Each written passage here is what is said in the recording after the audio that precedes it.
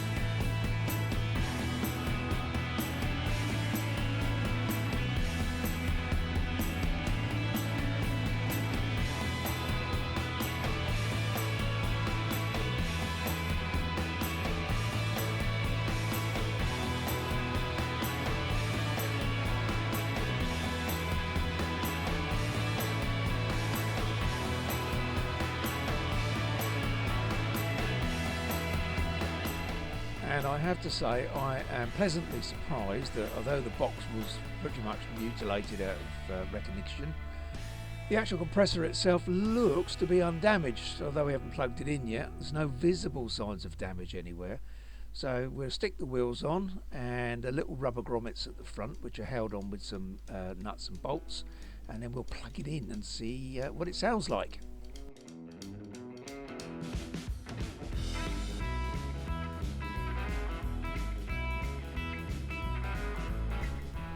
I'd like to point out that I'm not being sponsored in any shape or form by any manufacturer or supplier for reviewing this pump.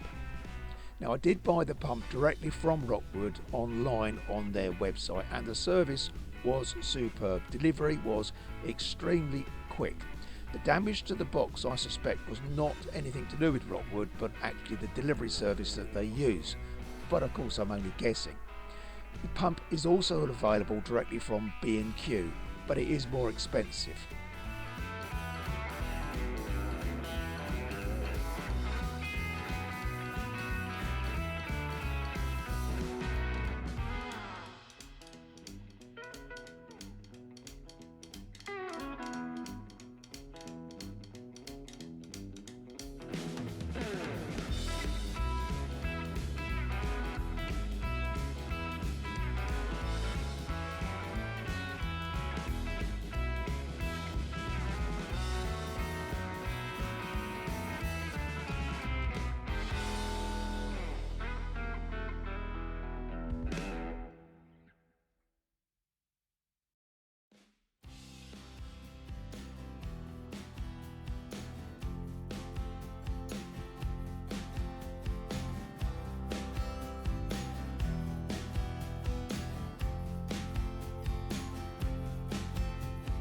I'd like to point out at this point that there was another little package that come taped securely to the top of the pump, which contains some very good instructions.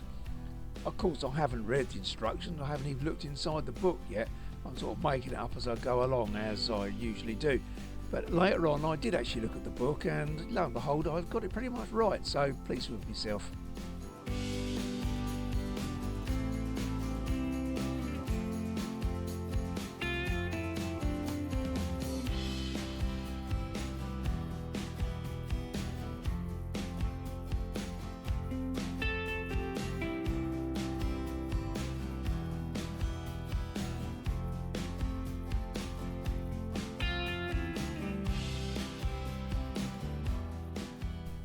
So let's have a quick inspection of what we bought. Okay, so there's the drain.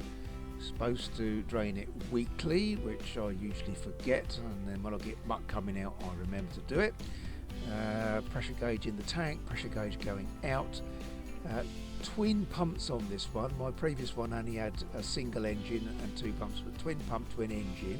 It's also got twin outlet. Now that is very handy. My existing pump has only got 1 outlet, and there is the on and off button, that red one at the top. It's quite stiff, but then it's new, so I guess after a few pulls up and down it'll be fine. But it certainly seems to click nice and positive, so as long as it turns on in a minute, then we'll be up and running.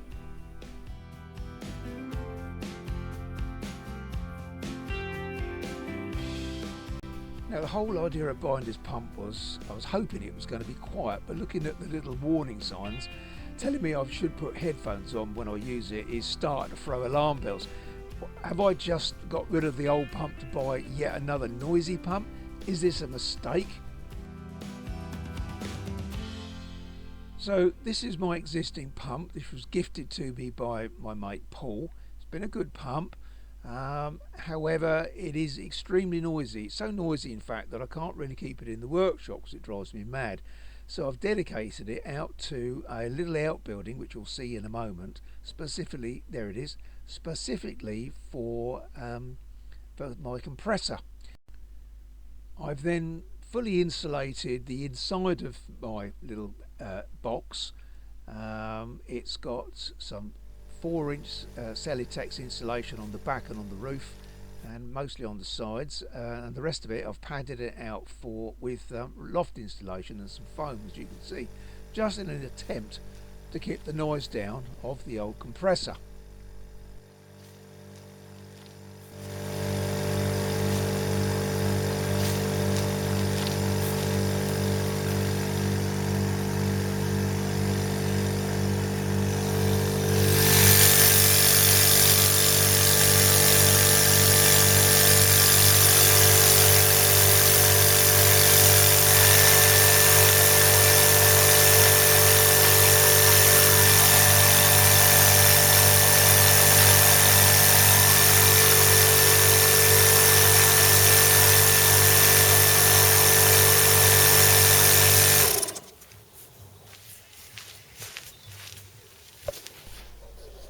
So if you're thinking of doing the same thing, making a box and then insulating it, you have to take into consideration that the pump will run very hot.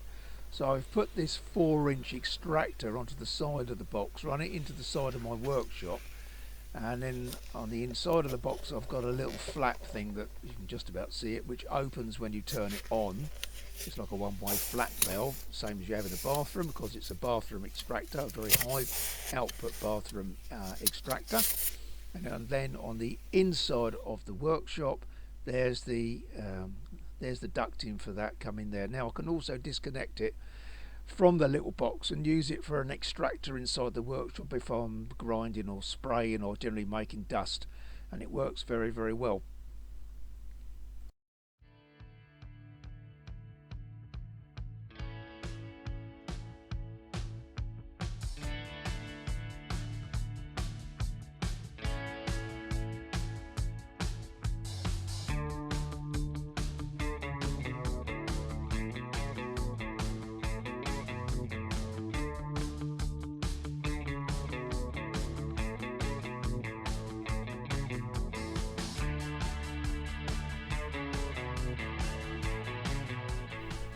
So let's get back to finishing the assembly of the new pump. It comes with these air filters which need to be screwed in, and 2 plastic pipes that you have to push into the inlet. But when I put them into the threads and turned them round, they ended up with the pipes sticking either up in the air or to the side. Concluded that that probably wasn't a good idea. So what I did was I wrapped a bit of PTFE plumbing tape round the threads, wound them in till they were hand tight, and just twisted them around so that the inlet was facing downwards. I just thought that would stop any condensation possibly running back down into the cylinder heads.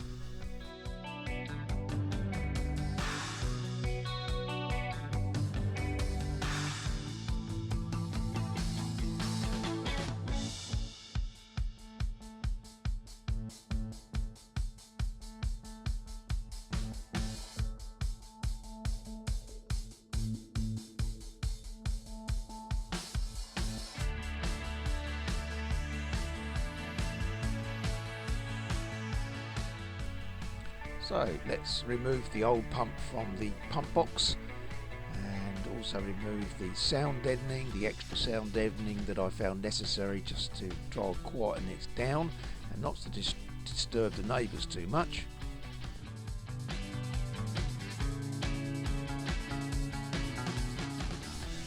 And at the back there you can clearly see that the thickness of the Celotex insulation at the back, as I said, it's on the back and on the top as well. So I really was trying to keep this quiet, but it didn't really work. It always was loud, and I really didn't want to turn it on in the evenings because it just disturbed everybody in the area.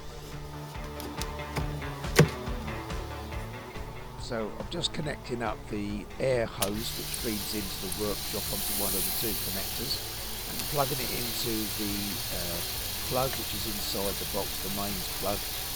The pump does come with its own 13-amp plug, so that's nice and simple. So now for the main part of the test, the noise test. Now it's interesting in the background, you can hear my neighbours. In fact, there's a neighbour about 3 houses away using a fly motor, so that gives you a very clear indication of the amount of sound that's in the area at the moment.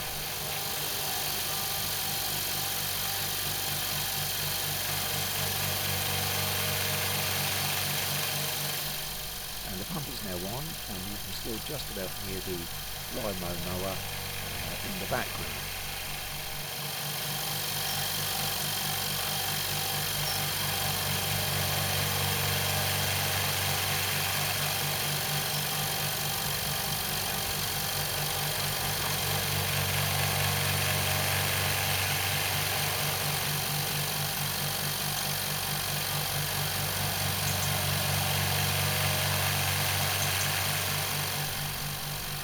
Leave the pump running until it gets up to full pressure, and I'm not going to speed up the video. That will give you a very clear indication of how long it takes to get up to the full PSI, which I think is about 120.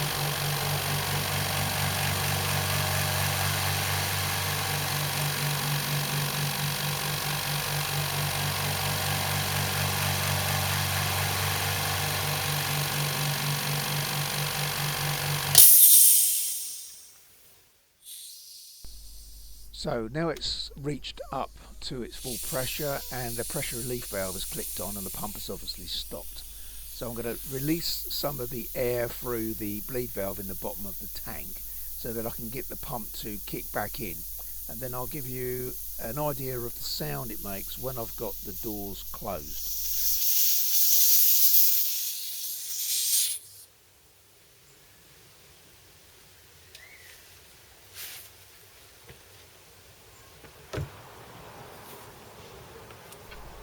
Didn't bother putting the extra insulation on the front before I closed the doors, because to be honest with you, this pump doesn't need any insulation whatsoever.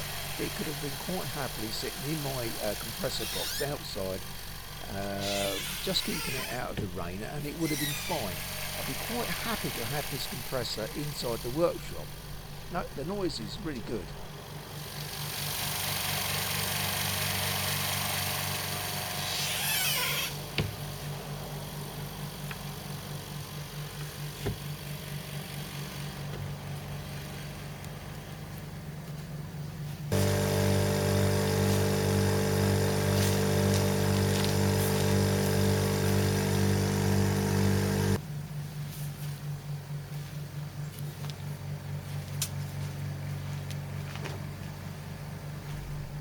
So in conclusion, would I recommend this compressor?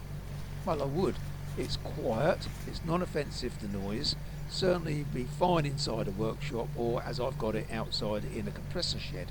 So yes, thumbs up, I would recommend it.